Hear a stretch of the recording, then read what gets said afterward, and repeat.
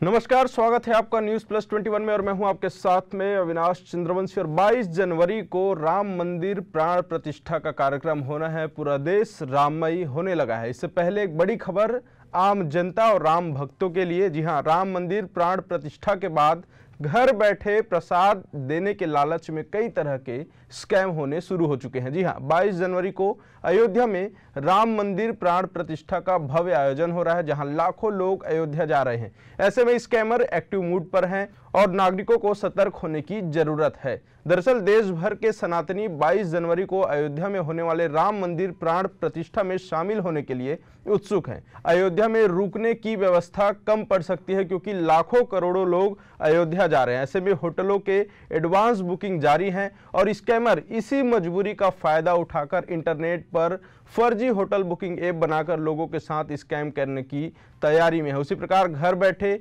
प्रसाद delivery के नाम पर भी स्कैमर कई तरह के हथकंडे अपनाकर लोगों को ठगने का काम कर रहे हैं। इन्हीं सब मुद्दों को लेकर Raipur additional SP crime Pitambar Patel ने लोगों से अपील की है। आइए देखते हैं उन्होंने क्या कुछ कहा। 22 जनवरी को अयोध्या में राम मंदिर की प्राण प्रतिष्ठा रखी गई है। इसके संबंध में अनेक प्रकार से ऐसे फर्जी स्कैमर के द्वारा प्रसाद वितरण और वहाँ पे होटल की बुकिंग को लेकर के ऑनलाइन ठगी किया जा रहा है, ऐसी जानकारी प्राप्त हो रही है।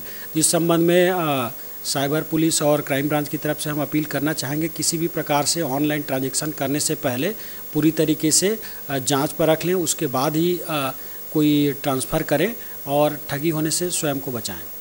तो इस प्रकार से कई तरह के जो स्कैमर हैं वो एक्टिव मूड पर हैं और राम मंदिर प्राण प्रतिष्ठा में जो लोग शामिल होने वाले हैं या उनमें शामिल होने के लिए इच्छुक हैं या प्रसाद वितरण को लेकर जो लोग ऑनलाइन ऑर्डर कर रहे हैं या फिर बुकिंग कर रहे हैं, इस तरह की घटनाओं को स्कैम में बदलने के लिए जो स्कैमर हैं वो फर्जी वेबसाइट बनाकर, फर्जी बुकिंग ऐप बनाकर जो है कई तरह से स्कैम करने की तैयारी में है।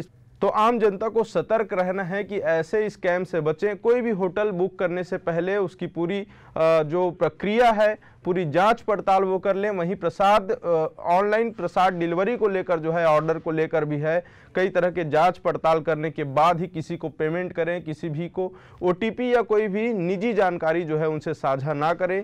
इस तरह की अपील जो की गई है और लोगों को सतर्क रहने की जरूरत है। आगे और भी तमाम बड़े अपडेट्स के लिए देखते रहें न्यूज़ प्लस 21, आपके हक की बात।